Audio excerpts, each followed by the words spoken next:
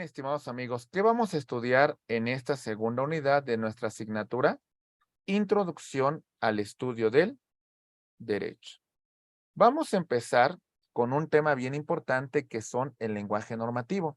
Iniciamos con esta frase de Quilán Gibran que nos dice, los dones que provienen de la justicia son superiores a los que se originan de la caridad.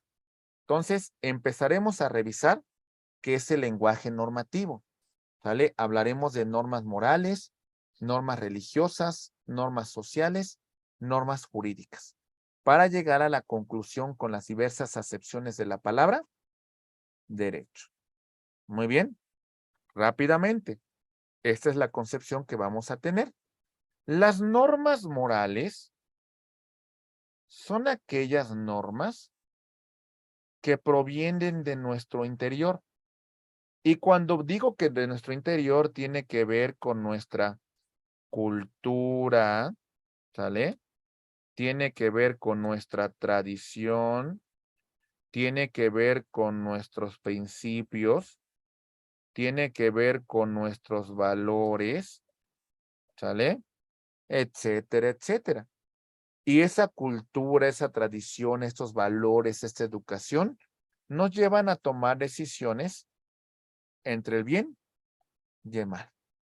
Es un punto de determinación que vamos a seguir para ver cómo nos vamos a comportar y que no infringamos la norma, ¿verdad? Que no infringamos estos valores, estos principios, esta cultura que me inculcaron. ¿Lo entendemos? Muy bien. Las características de las normas morales es de que son unilaterales. Eso tiene que ver con el sujeto vinculado. Con el sujeto vinculado, ¿eh? Es decir, mis principios y mis valores morales pueden ser distintos a los de Carla, o pueden ser distintos a los de Alma, o pueden ser distintos a los de Javier. ¿Se entiende?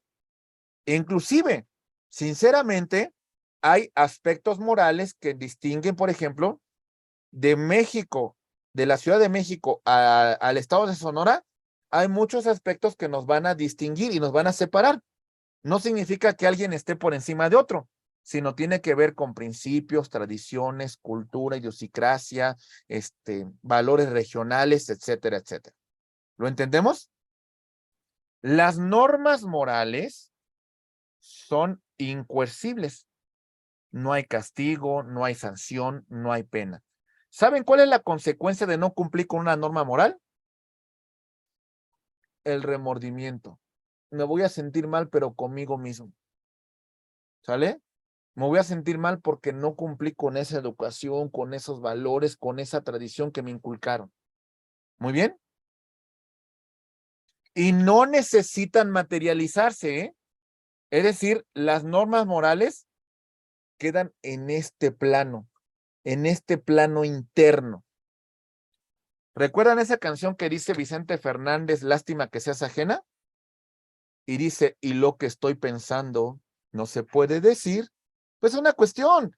O sea, es decir, lo que pasó en esa canción es de que ese sujeto infringió con una norma moral. ¿Se entendió o no, compañeros? ¿Sí? Queda en un plano interno, pero que sí nos ayuda a tomar una decisión, ¿eh? Y son autónomas, porque va a variar en relación a muchos aspectos. ¿En relación a qué varía? A la cultura, en relación a la tradición, en relación a los valores, en relación a los principios, etcétera, etcétera. Por eso, lo que para una persona es moral, puede que para otra no lo sea. ¿Se comprende?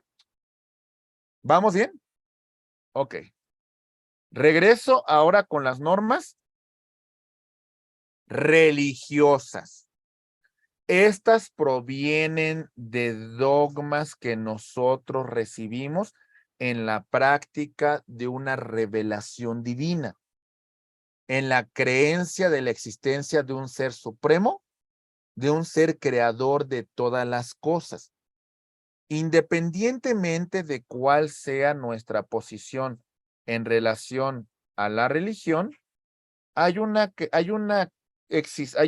normalmente tenemos una concepción sobre un ser divino, de un ser superior, de un ser creador de todas las cosas, ¿no?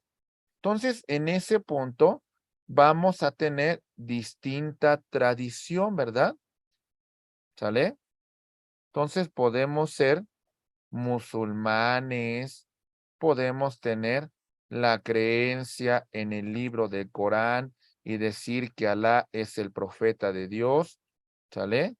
Podemos tener una concepción, mis queridos amigos, en la existencia, por ejemplo, de Jesucristo y la cuestión de la divina, de la Trinidad, Dios Padre, Dios Hijo, Dios Espíritu Santo, ¿sale?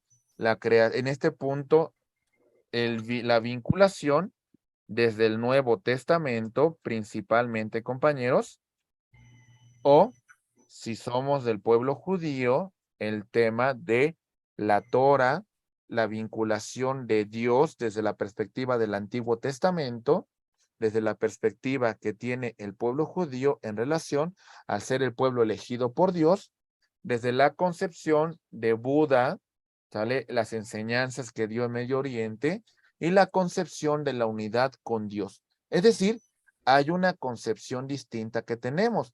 Y de aquí pueden surgir muchísimas otras vertientes. Muy bien. De todo esto, mis queridos amigos, vemos nosotros algunos aspectos muy importantes. Por ejemplo, las normas religiosas son unilaterales. ¿Sale? Es decir, la oración, la comunicación con Dios es personalísima, ¿eh? Cuando le oramos a Dios es un vínculo directo que tenemos con Él. Los musulmanes hacen exactamente lo mismo. Rezan a Alá en ese vínculo directo y religioso que tienen con Él. Lo mismo los judíos, cuando están en el mundo de los lamentos, vemos que se están conduciendo hacia Yahvé, ¿no? Hacia esa entidad superior. Entonces, al final de cuentas, el vínculo es directo con Dios. Así estemos 1000 personas reunidas, la oración cada uno la hace de forma directa para Dios. ¿Nos queda claro? ¿Sí? Las normas religiosas no es necesario que se materialicen. Se pueden quedar en un plano interno. Dios es omnipresente, Dios es omnipotente, Dios está en todos lados. Y no necesitamos materializar nuestra conducta para ser sancionados, ¿verdad? Hasta con el pensamiento podemos faltar a Dios. Muy bien. Las normas religiosas son incoercibles, entre comillas, ¿eh? ¿Qué significa eso? Que terrenalmente no hay un castigo. Dice la concepción religiosa cristiana que al final, cuando llegue nuestro fin, tenemos que estar en presencia de Dios y rendir cuentas ante Él, ¿verdad? Entonces el castigo tiene que ser más con una concepción religiosa, una concepción más divina. Ah, pero aguas, ¿eh? Porque sí teníamos un castigo terrenal en un tribunal que se llamaba de la Santa Inquisición. Castigaba delitos contra la fe. Y no nos vayamos tan lejos, compañeros. Si nos vamos a muchos pueblos de tradición musulmana, hay una falta. Si no cumplen con el Corán, hay sanción, hay castigo, que inclusive puede conllevar incluso a la muerte, compañeros. Es decir, desde nuestra concepción, no hay castigo. Terrenal no, a lo mejor cuando estemos con Dios, pero desde la perspectiva musulmana, hay que haber un castigo, una pena por no cumplir con el Corán. Muy bien. ¿Se entiende?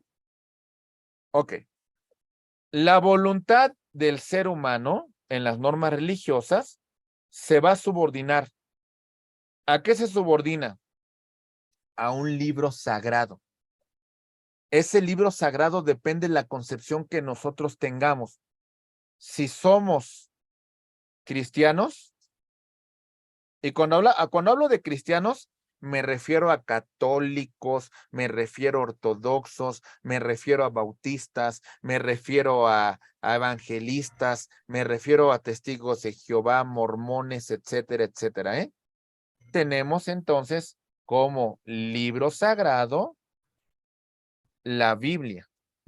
Y algunas de esas religiones que he mencionado incluso complementan con otro libro sagrado, ¿verdad? Si somos judíos, nuestra voluntad se encuentra vinculado a la Torá, al Antiguo Testamento, ¿verdad? Si somos musulmanes, nuestra conducta se Corán. subordina a su libro sagrado, que es el Corán, ¿vale? Y si soy budista, pues bueno, también hay una tradición y una concepción en la relación a las enseñanzas que Buda, pues dio al pueblo. Y en esa concepción, mis queridos amigos, entonces la voluntad del ser humano se subordina a un libro sagrado, se subordina a una enseñanza sagrada. ¿Vamos bien? Sí, muy bien. Maestro, Sí, le escucho. el tema ahí de los tratados internacionales en cuanto al tema religioso o las normas que tienen que ver con lo religioso. Los tratados, hay tratados internacionales en pues, los derechos humanos, ¿no? Ajá. Pero no son aplicables en los países en donde no tienen un estado laico. ¿Cómo me puede explicar eso? A ver, normalmente, ¿qué va a hacer, por ejemplo, un estado que tiene una tradición jurídica musulmana si se va a suscribir un tratado en la cual existe una libertad religiosa? No van a participar. No Ok, van a participar porque son estados cerrados en esa concepción. Es decir, por ok, ejemplo, un estado como Qatar no va a aceptar un tratado que establezca una libertad religiosa. ¿Por qué? Porque hasta cierto punto ok. ellos tienen la concepción de una religión única. Entonces, normalmente, ¿qué hacen esos estados que son muy cerrados? No circunscriben tratados de esta naturaleza. Por supuesto que hay una condena internacional, por supuesto que no nos gusta y por supuesto que criticamos a estos estados, pero a final de cuentas están en ejercicio de su autodeterminación. Ok. ¿Sí? Sí, gracias. Muy bien. Ok. ¿Vamos bien, compañeros? Perfecto. Ahora vámonos a las normas sociales. Mis queridos abogados y abogadas, las normas sociales tienen que ver con el grupo social al cual nosotros pertenecemos o pretendemos pertenecer, ¿verdad? Si yo quiero formar parte de la alta sociedad, pues tengo que seguir ciertas reglas de conducta. Bueno, y además tener los recursos que me va a imponer ese grupo social, ¿verdad? Pues de alguna manera no puedo llegar caminando a una reunión, ¿verdad? No puedo llegar pues con un traje que no sea de marca. No puedo llegar sin no tener los convencionalismos sociales que me impone ese grupo social, ¿verdad? Si yo quiero formar parte de los cholos, pues me tengo que vestir como tal, me tengo que comportar como tal, tengo que tener, no sé, determinadas características para que ese grupo social me acepte, ¿sí? Si yo llego muy modosito, llego con traje con los cholos, pues hasta no ni me van a aceptar, ¿verdad? ¿Entiende? O sea, al final de cuentas, compañeros, el grupo social nos impone ciertas reglas de comportamiento que debemos de seguir si queremos ser aceptados. Las normas sociales tienen estas características. Son unilaterales. De la persona en relación con el grupo social al cual quiere pertenecer o se quiere involucrar, ¿verdad? Son externas. Aquí no quedan en un plano interno. Aquí se tienen que materializar, ¿sale? Se llevan a cabo. Muy bien. Son normas que vamos a destacar, compañeros, que son incoercibles. No hay castigo. ¿Saben cuál es el castigo de no cumplir con las normas sociales? El rechazo, el repudio, la no aceptación. ¿Ok? Y las normas sociales son heterónomas, porque la voluntad de la persona se subordina a los convencionalismos sociales, se subordina a las reglas de etiqueta, se subordina a los comportamientos que nos impone la sociedad. ¿Se entiende? Pero aguas, porque hay conductas que no solamente se vinculan con una norma. A veces hay varias normas que se encuentran involucradas. Les voy a poner varios ejemplos. ¿Listos? Ahí va. Primer ejemplo. Supongamos que a una persona la educaron en su casa para que respete los lugares de personas con capacidades diferentes, De ¿no? parte de Uma, que no le voy a contestar. Es Cuidado que con me el, dijo porque me cuidado, dijo cuidado, que el comandante le dijo que iba. cuidado con el micrófono, compañeros, si no, vamos a escuchar cosas que no queremos escuchar, ¿verdad? Muy bien, ahí va. Entonces, por ejemplo, vamos a poner ejemplo. Ahí va. Aquí, por ejemplo, está este lugar reservado para personas con capacidades diferentes, ¿vale? A sujeto A lo educaron para que respete esos lugares y de alguna manera respete a las personas que de alguna manera requieren una tutela en particular. En esa educación, ¿de qué tipo de norma estamos hablando? En primer lugar, ¿sería una norma moral? ¿Vamos bien?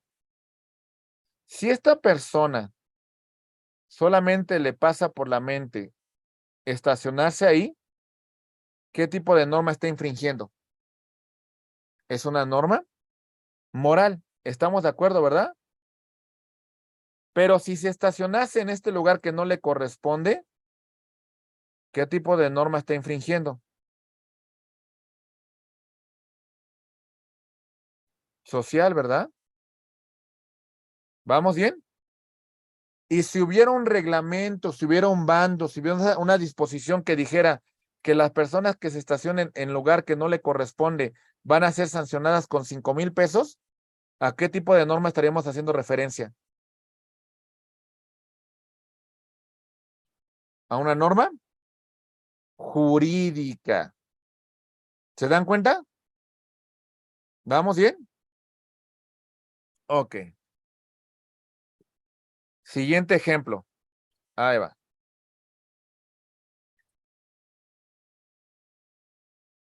Dice la Biblia que Moisés subió al monte Sinaí y y de la mano de Dios recibió los mandamientos para su pueblo.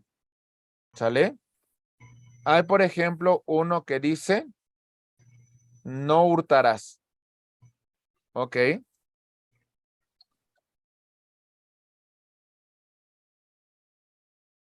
Y resulta que sujeto A, que es profundamente religioso, incumple con esta norma. Y además que esta norma que está realizando se encuentra tipificada en el Código Penal con el delito de robo. Robo. Es decir, al final hay dos normas que incumple este sujeto desde su perspectiva religiosa, porque lo educaron en su casa con valores cristianos, ¿verdad? Entonces, no cumplió con la fe que le inculcaron y por otra parte, ¿qué creen, compañeros? Materializó y llevó a cabo el delito de robo. ¿Vamos bien? ¿Se dan cuenta Sí. cómo no se vincula en una sola conducta? ¿Sí? Bien. Y concluimos ya para cerrar esta sesión, mis queridos amigos, con el tema de las normas jurídicas. Ya definimos qué son las normas jurídicas. Conjunto de normas que regulan la conducta externa del ser humano y que están provistas del elemento de coacción. Las normas jurídicas tienen las siguientes características. Son normas bilaterales. A ver, ¿qué significa esto? Las normas de derecho siempre requieren una interacción con otra persona, ¿eh? No puede haber una norma jurídica en la cual no intervengan dos o más voluntades. ¿Se dan cuenta entonces de en qué consiste el elemento bilateral? ¿Puedo celebrar un contrato conmigo mismo? Pues no, ¿verdad?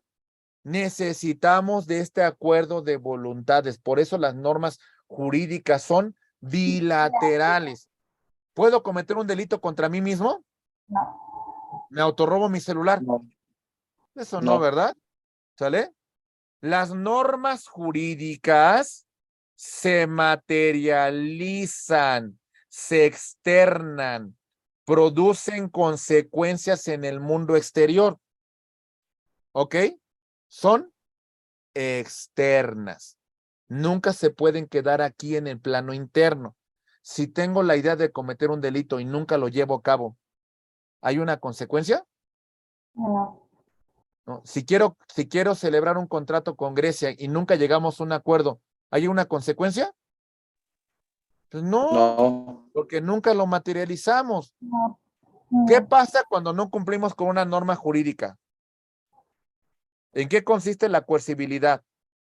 La sanción. En la Hay un sanción, castigo. en el castigo, en la represión, en la consecuencia, en el uso legítimo de la fuerza que dispone el Estado. Así es. ¿Muy bien? ¿Y a qué se subordina la voluntad del ser humano? ¿A lo que él quiera? No. No, se subordina a la Constitución, ¿sale? Se subordina a la ley, se subordina a los tratados internacionales, se subordina a los Las normas. decretos, a los reglamentos, etcétera, etcétera. A todo eso se subordina la norma. Ok. Bien. Entonces, ¿sí entienden la diferencia entre normas morales, normas religiosas, normas sociales y normas jurídicas? ¿Sí nos queda claro? ¿Sí?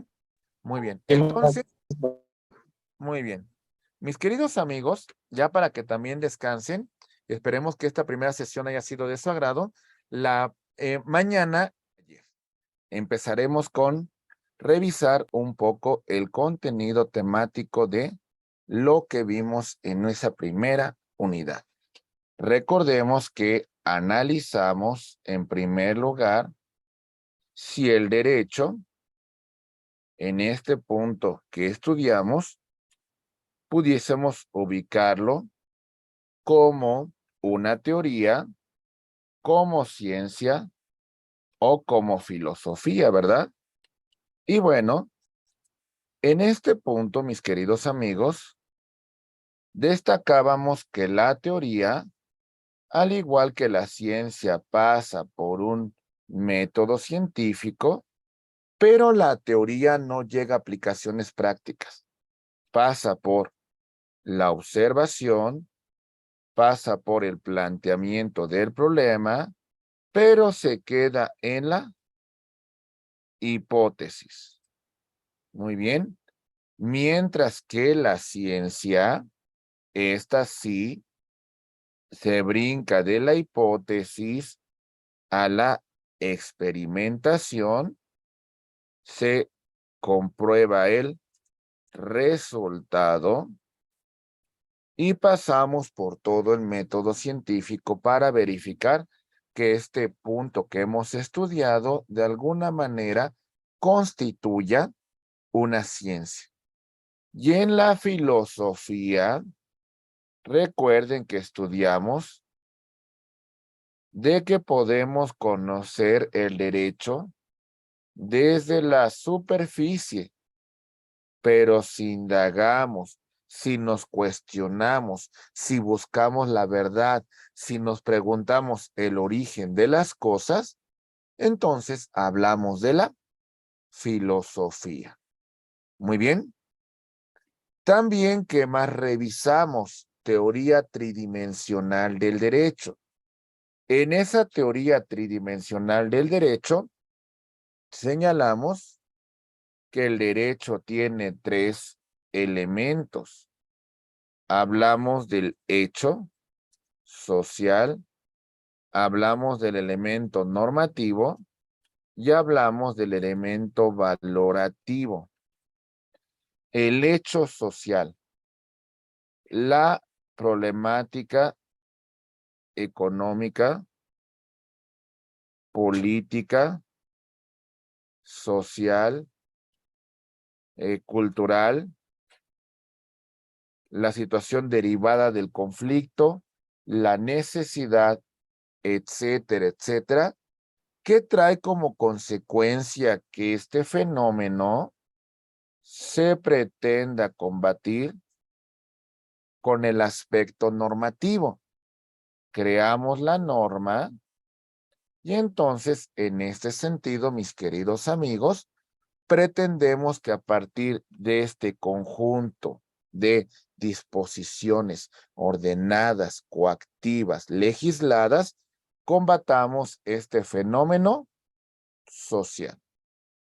Y recuerden, el aspecto valorativo está más enfocado con el valor superior del derecho que conocemos con el nombre de justicia. Muy bien. Esto desde la perspectiva de la teoría tridimensional del derecho. Muy bien. Ok. Después pasamos a otra teoría, ahora planteada por un jurista mexicano, don Eduardo García Maínez, que nos habla de la teoría de los 3 círculos. Vean. Recordemos que tenemos este primer círculo que se denomina derecho formalmente válido. Esta norma vale porque tiene su origen en la Constitución, porque es creada por una autoridad competente y porque se siguió un proceso para la conformación de la norma. Ese es el derecho formalmente válido. El segundo círculo que vemos por acá se intitula derecho intrínsecamente válido. Y en este punto en particular hablamos de el elemento de la justicia. Muy bien. Y este tercer círculo se denomina derecho positivo o eficaz. Y el derecho positivo, recuerden, es una norma que tiene 3 ámbitos de aplicación. Ámbitos de aplicación. El ámbito espacial, que es un ámbito geográfico. El ámbito temporal, a partir de qué momento la norma es exigible. Y el ámbito personal. La observancia general y obligatoria. Muy bien. Entonces, recordemos que el derecho ideal es el que configuran los 3 círculos. Muy bien. Ok. Llegamos también a la definición del concepto de derecho. Y cuando lo definimos, de alguna manera señalamos lo siguiente. Punto número 1. Conjunto de normas. Cuando hablo de normas, hablamos de leyes, hablamos de tratados internacionales, hablamos de reglamentos, hablamos de decretos, etcétera, etcétera. Todo ese conjunto de normas tiene su origen en la Constitución, ¿sí? Creadas por una autoridad competente, y estas normas nos imponen obligaciones, ¿ok? Que sería lo que llamaríamos normas imperativas, o nos conceden derechos, privilegios, que son normas atributivas. Muy bien. Ese es el primer elemento del concepto de la palabra derecho. ¿Qué más revisamos? Destacamos lo siguiente, decimos, el derecho también vamos a considerar que rige la conducta externa, ¿sale? La que se materializa, la que produce un cambio en el mundo exterior, la que se lleva a cabo. Muy bien. Y concluimos con que para que todo esto opere, el Estado dispone de un elemento que se llama la coacción, la disposición de la fuerza pública que tiene el Estado para hacer cumplir la norma. Muy bien. Ok, eso más o menos haciendo alusión a lo que entendemos en relación a la palabra derecho. Pero también destacábamos las distintas ramas del derecho. Y más o menos lo comentamos en el siguiente caso. Hablábamos de un árbol, ¿verdad? Ahí va. Vamos a ver un árbol de manzanas. Más o menos así lo equiparamos. Aquí tenemos este arbolito. Señalábamos que los nutrientes que lo van a conformar, lo que le da vida, es el jus naturalismo. ¿Sale? Esos derechos inalienables, esos derechos íntegros, esos derechos que nos pertenecen, esos derechos que nacemos con ellos. Ahí está, ¿verdad? De aquí surge este tronquito que llamamos derecho positivo, ¿ok? Ese derecho positivo se aplica en un ámbito espacial, en un ámbito temporal y en un ámbito personal. Pero destacábamos que ese derecho positivo, que es un derecho escrito para una mejor comprensión, va a tener sus ramas, ¿ok? Y cada rama va a tener Sí, sus porque está el chaleco. materias. Muy bien, sus respectivas materias. Muy bien. Ok, ahí va. Cuando hablamos de las ramas del derecho, destacábamos lo siguiente. Ahí va. Decimos que el derecho público, en primer lugar, va a hacer alusión, mis queridos amigos, a los vínculos, a la relación del Estado. Y cuando hablo del Estado, me refiero al Estado en sus tres niveles de gobierno, federal, local y municipal, así como su respectiva división de funciones. En esa división de funciones tenemos la función ejecutiva, la función legislativa y la función judicial. Muy bien, estos tres elementos son fundamentales en estos vínculos que tiene el Estado en ejercicios de funciones de derecho público. Cuando interactúa con el particular, con la persona física o moral, entendemos que esta persona que interviene actúa en calidad de gobernado y la autoridad tiene el papel de gobernante. Es una relación de derecho público. Muy bien. La relación de derecho privado, ahí sí tiene que ver con el vínculo de particulares. Ahí va. Derecho privado.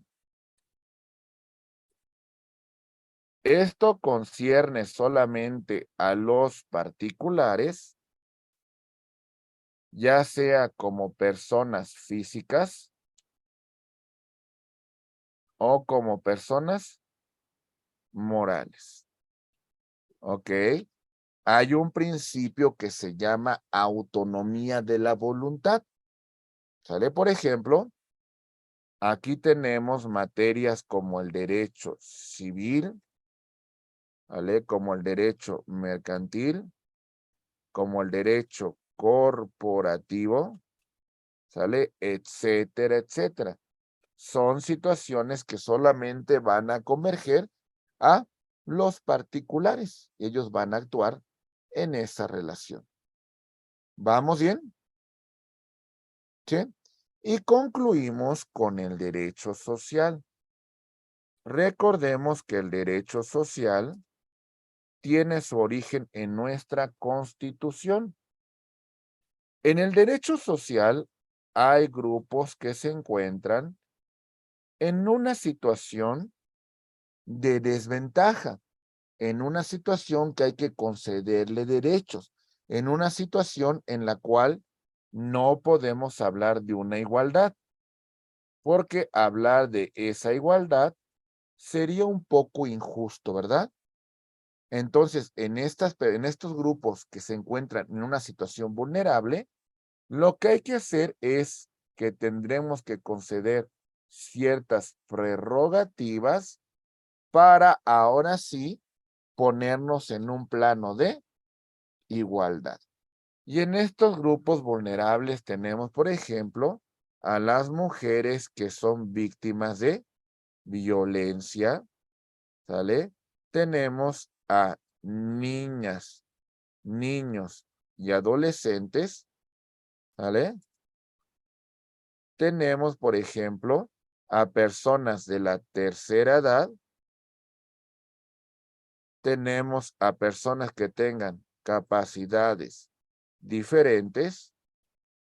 Tenemos, por ejemplo, la comunidad LGBTIQ, etcétera, etcétera, ¿no?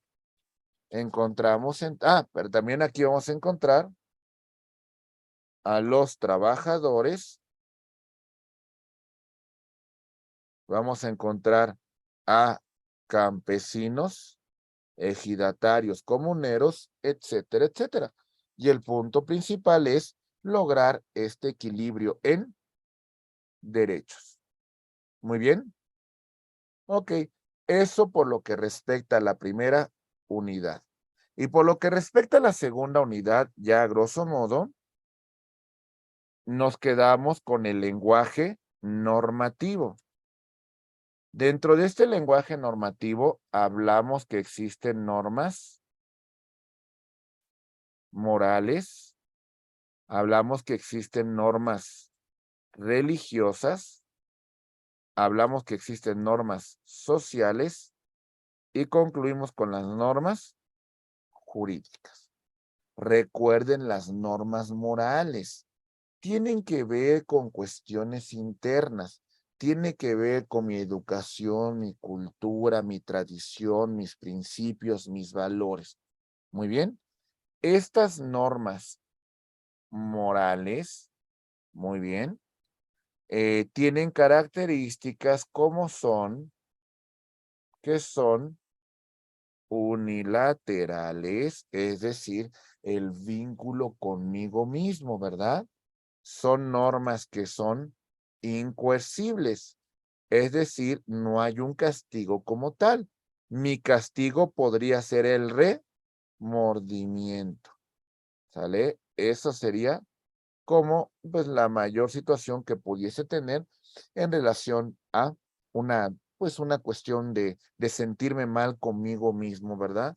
Son normas que se quedan en un plano interno, es decir, no se materializan, muy bien, y son autónomas porque aquí dependen de mi educación, dependen de mi cultura, dependen de mi tradición, dependen de mis valores, etcétera, etcétera.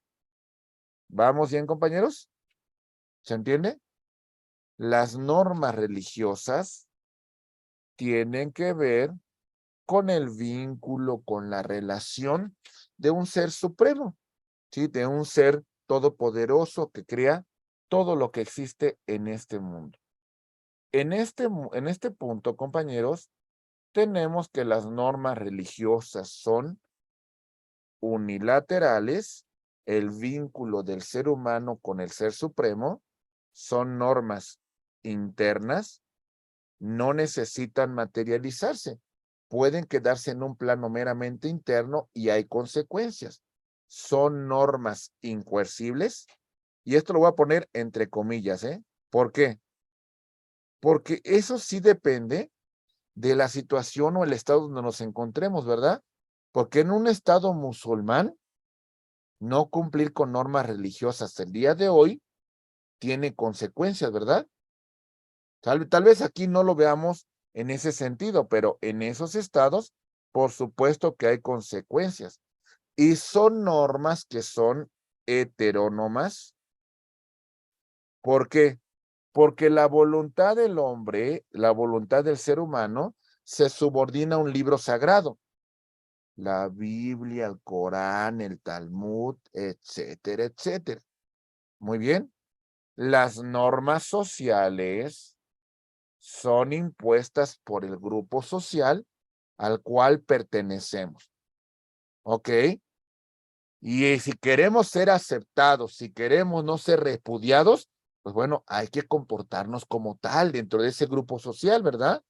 Dentro de todo esto, encontramos que las normas sociales son unilaterales. Es decir, el vínculo del sujeto, de la persona, con el grupo social. Son normas que se quedan en que se materializan, ¿sale? Y producen consecuencias, ¿verdad? Se llevan a cabo, ¿sí? Son normas que son, entre comillas, incoercibles.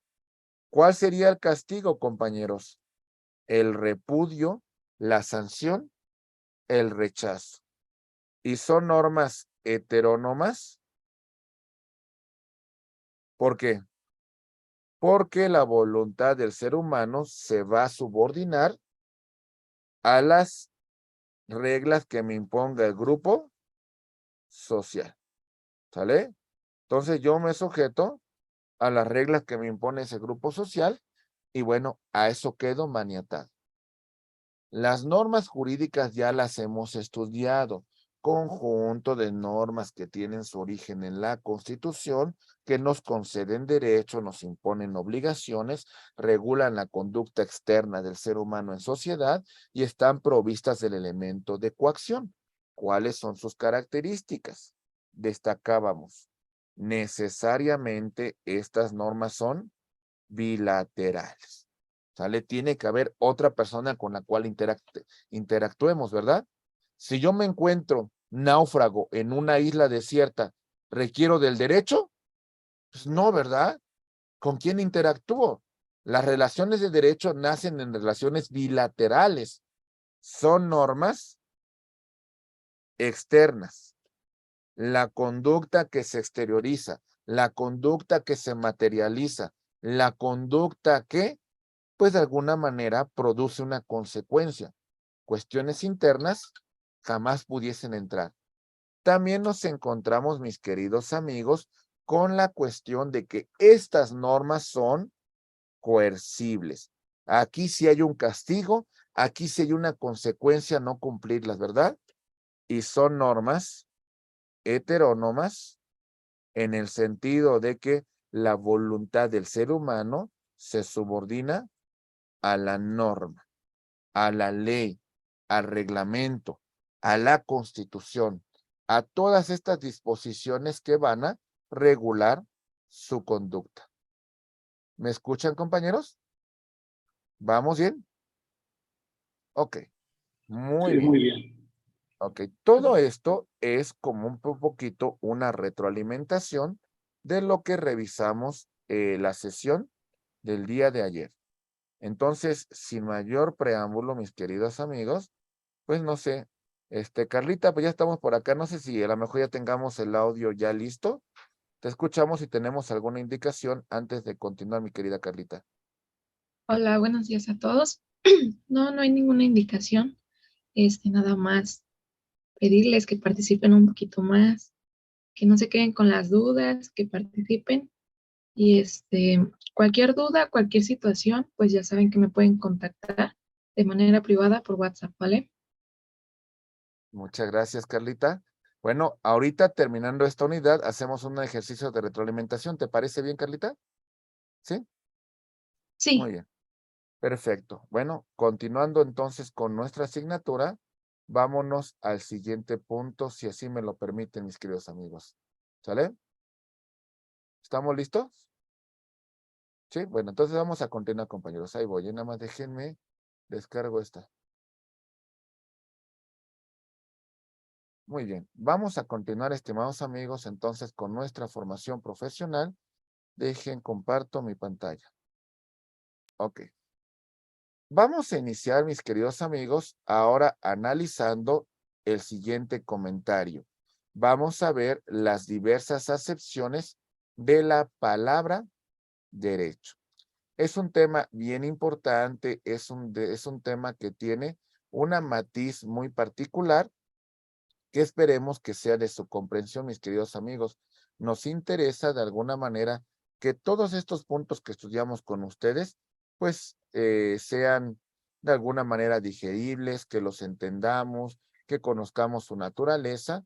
Y bueno, en particular vamos a iniciar entonces con este contenido de nuestra segunda unidad en su culminación. Bien, ahí voy, ¿eh? Vamos a ver. Como todos científicos del derecho, tenemos que conocer cuáles son las diversas acepciones de la palabra derecho. Voy a empezar con el primero. Objetivo.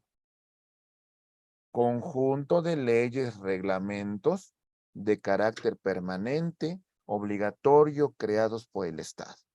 A ver, voy a tratar de explicarme con imágenes. Mucha atención, por favor. Ahí voy, ¿eh? Me dicen si ven bien mi imagen, ¿eh? Perfecto. Ahí va. Imaginen el siguiente comentario. Ok.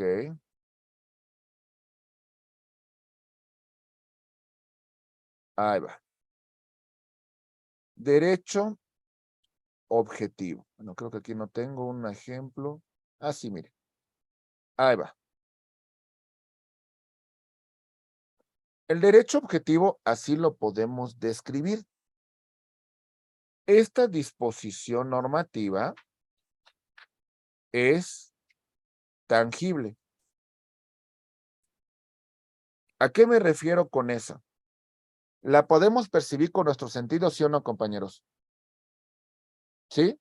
Es material, ¿verdad? Ahí está. En esta situación vemos que esta disposición tiene artículos, tiene fracciones, tiene incisos, tiene numerales, etcétera, etcétera. ¿De dónde tiene su origen esa norma? De la Constitución. ¿Quién la creó? Una autoridad competente. ¿Sí? A lo largo de su carrera, mis queridos amigos, ustedes van a estudiar normas de derecho objetivo. Ahí está. Derecho material. ¿Se entiende, compañeros? ¿Vamos bien? ¿Algún comentario que tengamos hasta aquí?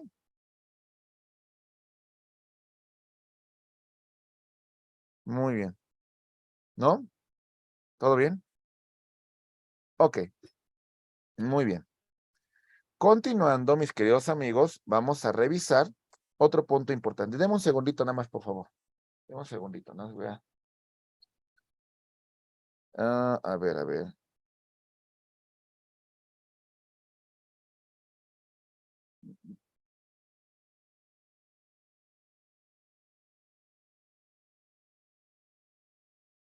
Ahí voy, ¿eh?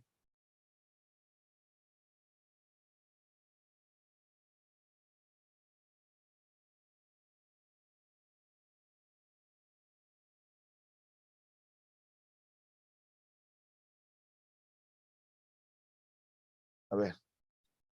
Bueno, ¿me escuchan bien? Sí, muy bien. Vamos a continuar, estimados amigos. Entonces, eso es lo que nosotros tenemos que entender por una norma de derecho objetivo. Si tienen alguna ley a su mano, si tienen algún código, si tienen alguna disposición normativa, ahí lo vamos a entender de una manera muy clara. O sea, no requiere mayor explicación que ese comentario, mis queridos amigos, cómo nosotros vamos a estudiar esta norma de derecho. Muy bien. Ok. En este sentido, mis queridos amigos, pues bueno, déjenme comentarles otra cuestión en relación del derecho objetivo. Aquí lo que nos interesa mucho, estimados amigos, es cuál es su origen, ¿sale? Aquí lo que nos interesa mucho es entender que tenga como fundamento, que tenga como validez el tema de la autoridad que lo crea, la autoridad que da un sustento, ¿sale? Ahí está. Ahora bien, ¿qué vamos a hacer con el derecho objetivo? ¿Nos sirve como formación? Sí, sí nos sirve como formación. Pero, sin embargo, muy bien. Sin embargo, mis queridos amigos, no es suficiente porque, ahí voy,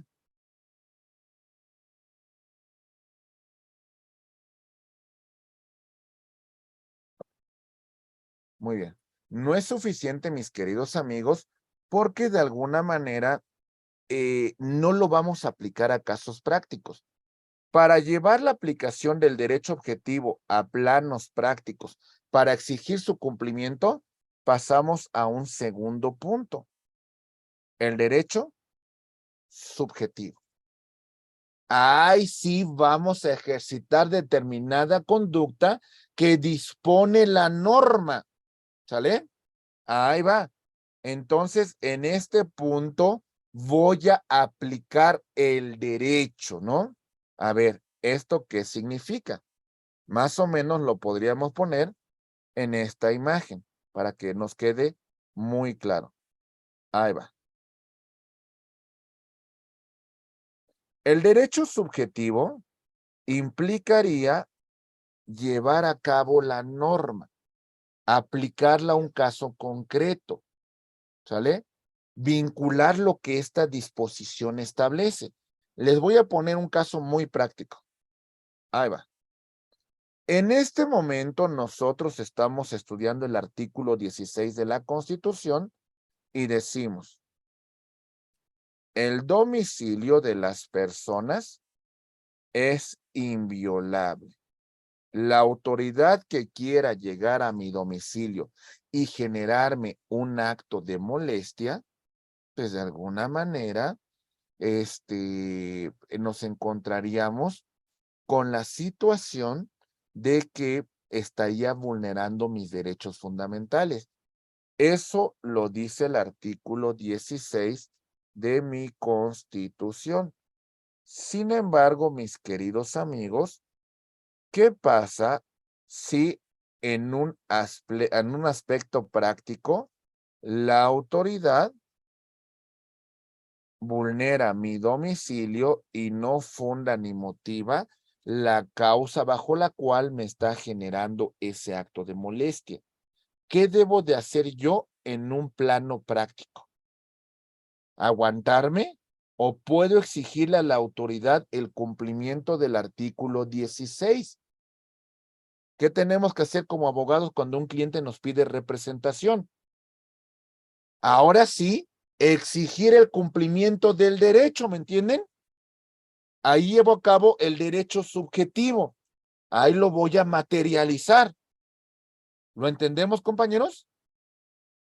¿Vamos bien? Es un poco, discúlpeme la burda comparación, pero imagínense lo siguiente. Ahí va. El derecho objetivo sería como esta, su receta de cocina, ¿sale? Y el derecho subjetivo sería como que tal, ustedes ya la estén llevando a cabo.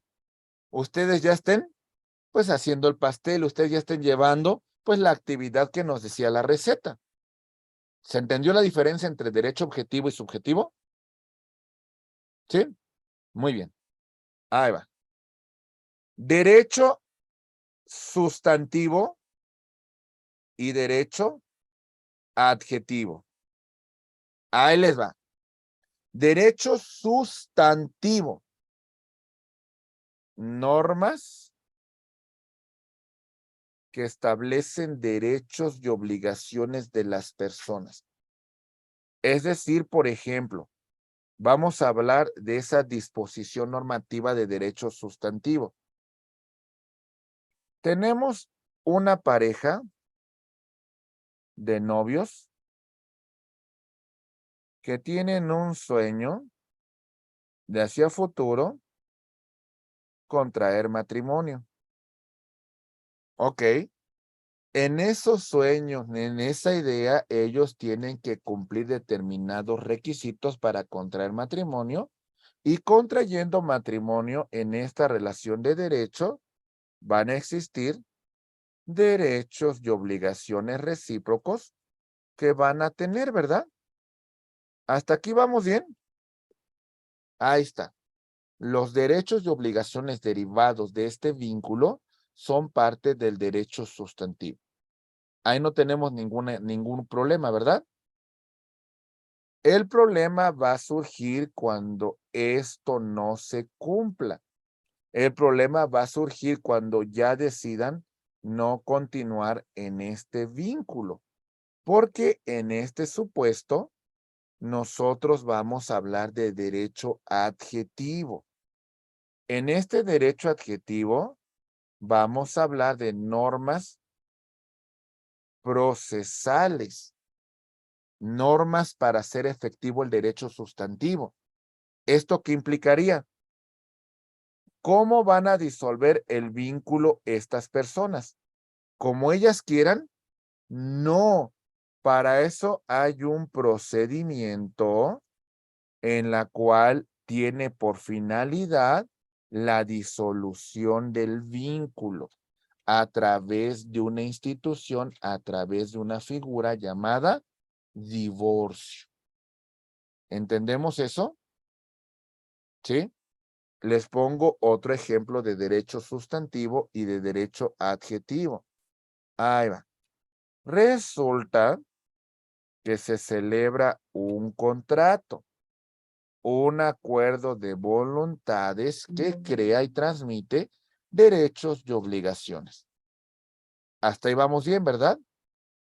En ese acuerdo de voluntades que crea y transmite derechos y obligaciones, tomemos en consideración, mis queridos amigos, que si se cumplimenta el contrato no hay ningún problema. Pero ¿qué pasa si alguna de las partes incumple con el contrato? ¿Cómo vamos a cobrarnos a lo chino? Pues no, ¿verdad? Tenemos que iniciar un procedimiento ante un juez para que un juez señale la obligación de las partes de cumplir con el contrato o en su caso también lo disuelva. ¿Sí? ¿Alguna duda con esos puntos que estamos comentando, compañeros? ¿Algún comentario que tengan ustedes en relación a la importancia que tiene las normas de derecho sustantivo y las normas de derecho adjetivo? ¿Sí se entiende? ¿Sí? Muy bien. Ok.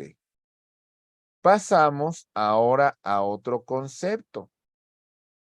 Derecho vigente.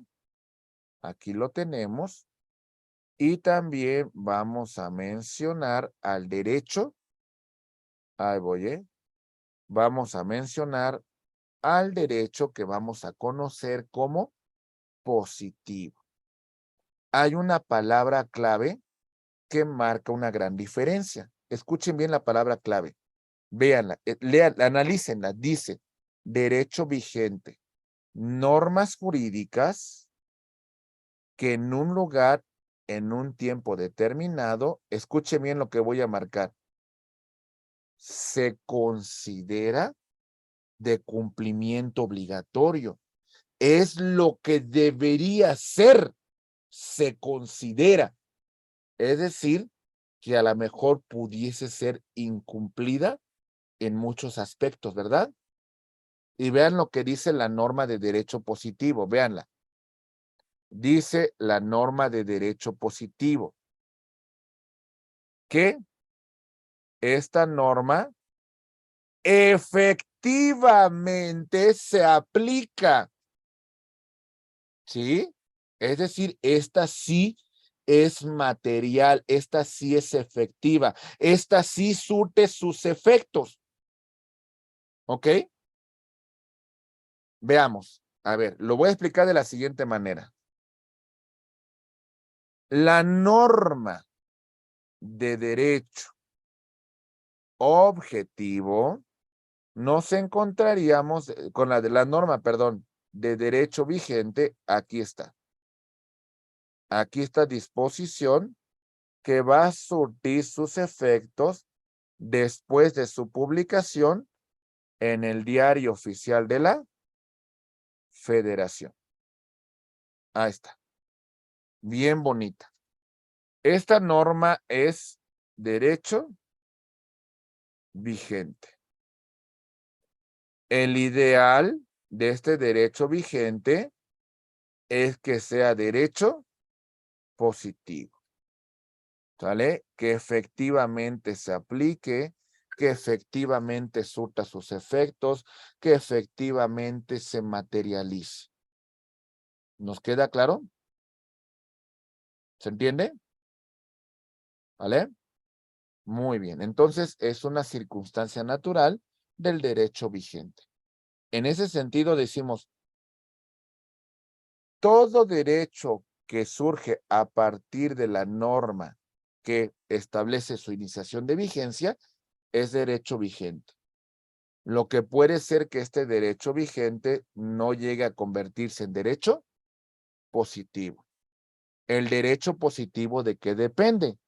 De su efectividad. Muy bien. Ok. Seguimos y vemos el derecho natural. Saúl, te escuchamos, por favor. Sí, maestro, buen día. ¿Me podría dar un ejemplo de cómo influye el derecho positivo en el derecho vigente? A ver, aquí puede ser a contrario senso. Déjenle explico cómo. ¿Cómo el derecho positivo se vincula, se relaciona con el derecho vigente? Esa es su pregunta, ¿verdad?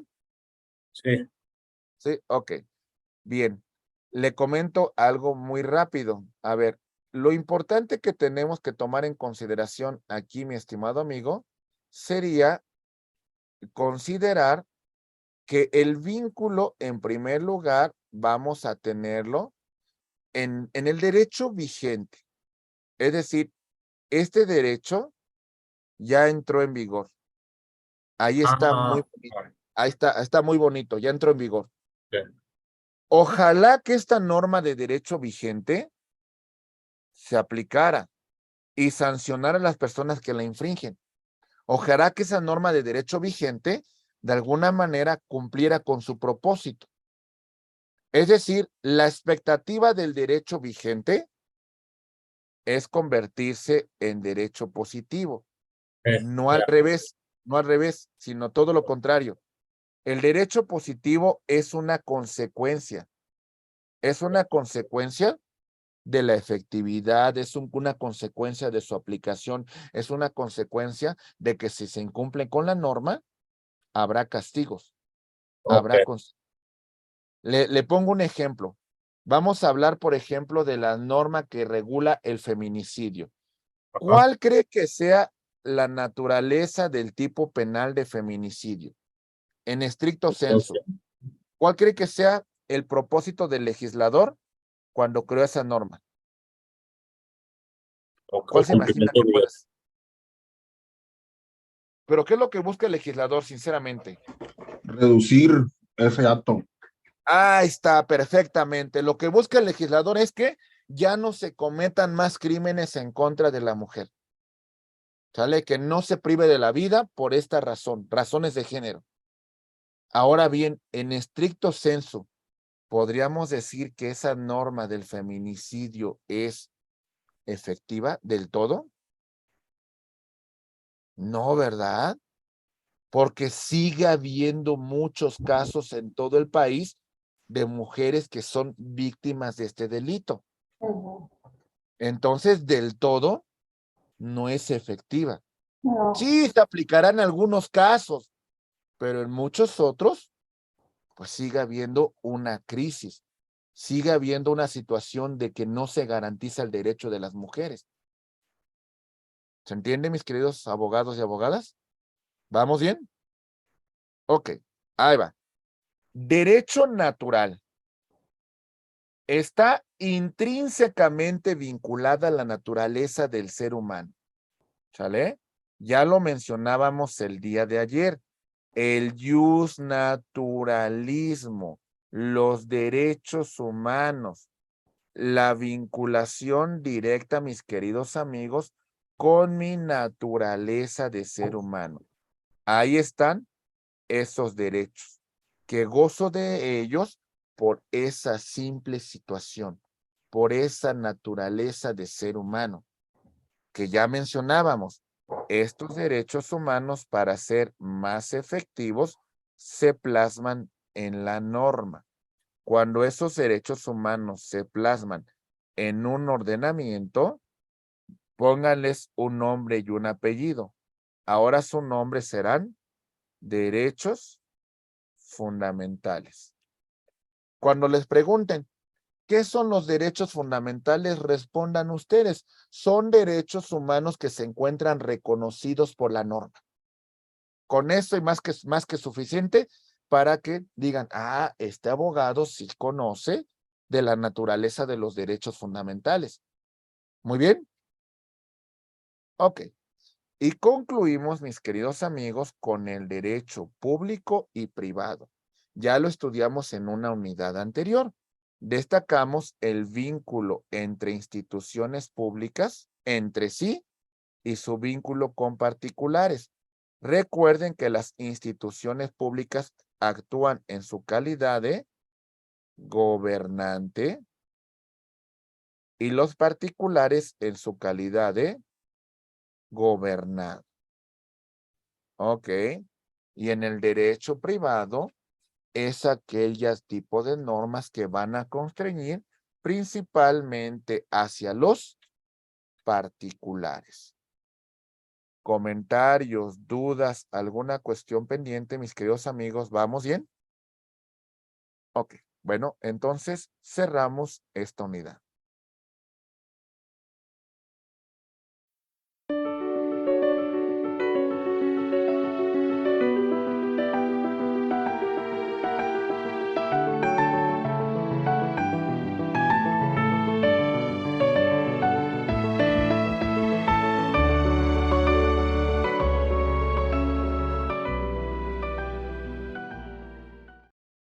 A grosso modo, estimados amigos, revisamos el lenguaje normativo, ¿sale?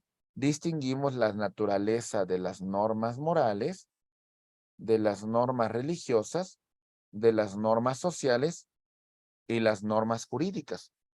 A veces muchas conductas humanas no quedan encasilladas en una sola norma, sino a veces hay distintas disposiciones que van a maquilarse. Mencionábamos ayer un ejemplo, por el caso, por ejemplo, de los 10 mandamientos, ¿verdad? Que es una norma de naturaleza religiosa, pero sin embargo tiene connotaciones de naturaleza jurídica. ¿Estamos de acuerdo con ello, verdad? Por ejemplo, el mandamiento de honrarás a tu padre y a tu madre, pues tiene una implicación que pudiese ser inclusive moral y también, ¿por qué no decirlo? Una norma social, ¿verdad? ¿Se entiende? Es decir, al final de cuentas, están estos conceptos en la cual interactuamos todos los días con normas, todos los días, de que pueden ser de distinta naturaleza. Lo importante de ustedes es como futuros abogados y abogadas, me distingan perfectamente sobre qué tipo de norma estamos vinculándonos. ¿Se entiende? Y tenemos que conocer sus características. Y por supuesto también las diversas acepciones de la palabra derecho que hemos estudiado. Ustedes, mis queridos amigos, tienen que distinguirme cuando hablamos de derecho objetivo, cuando hablamos de subjetivo, cuando hablamos de sustantivo, cuando hablamos de adjetivo, cuando hablamos de derecho, pues, de derecho vigente, cuando hablamos de derecho positivo. Todas estas cuestiones son muy importantes, mis queridos amigos, porque esto les da la pauta de que ustedes comprendan la naturaleza de esta ciencia. Muy bien. Pues bueno, mis queridos amigos, ahora sí, mi estimada Carlita.